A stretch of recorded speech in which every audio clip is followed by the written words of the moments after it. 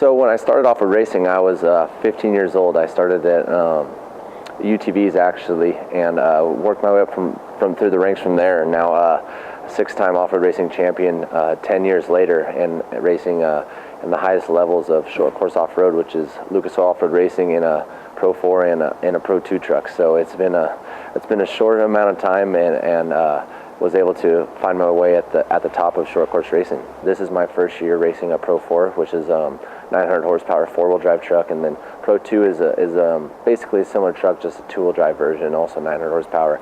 I've been able to grab wins and stuff in the divisions, but I've never been able to bring home a championship in those two classes. So as my career progresses, that's the end goal, is able to knock those two off the list.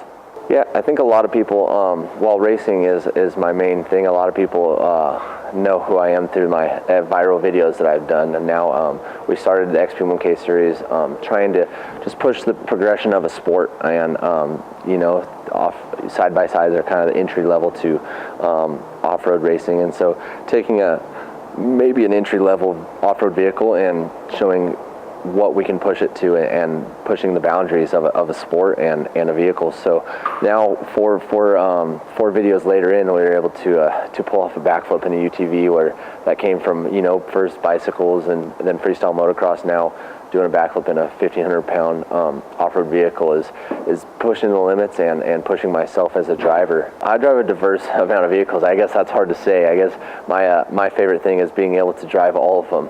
So I don't know. It depends. For racing purposes, I obviously like driving the Pro 2 and the Pro 4 because they've got insane amount of horsepower. But when I'm able to go out on the weekends with just my family and friends, it's so nice to be able to grab a RZR and throw my friends in the right front seat or in the back seats and just go on a cruise and be able to enjoy, pack a cooler and some small tools and go exploring. I actually race on the BF Goodrich All-Terrain KR2, which is a race tire, and that race tire actually starts as a full-on slick, where the engineers come to the track, and based on if we need more forward traction, more steering, more side bite, they actually hand carve with the grooving iron every single groove into the tire, whether it be front steer grooves or forward lateral grooves or whatever it may be. They hand groove that race tire, and what they're able to do from there is they take what they learn building those KR2s and put it into the everyday tire, which is a KO2.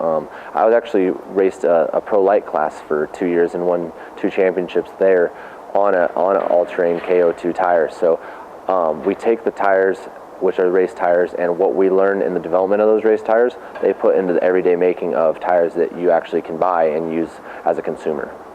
Man, it's keeping up with the times as we are, and electronics and fuel injection and stuff like that is all stuff where we're at right now. So as time goes on in the next 3 or 4 years, I can only imagine how quick the technology is gonna continue progressing.